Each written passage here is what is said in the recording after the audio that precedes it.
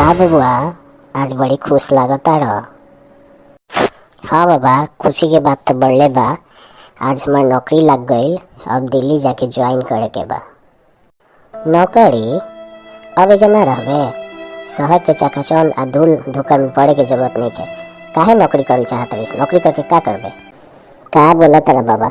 नौकरी करम तो धन दौलत शोहरत आई, आ फिर कमा के घरे आके आराम से जिंदगी जियम आ आराम करम।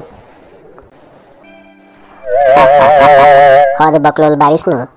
यही से तोरा के समझावतानी, बड़ बनी से बतावतानी कि अभी तो आरामे करत तारीस, आराम से बारिश। नौकरी जाके कमाई बे, इतना मेहनत करबे, फिर घरे आके आरामे करबे, तो अभी से आराम कर। गजबे आदमी बारा भाई, का बोलो तारा। जितना इश्क में रिस्क नहीं खे, उतना तो तारा साथे बैठला में रिस्क बा।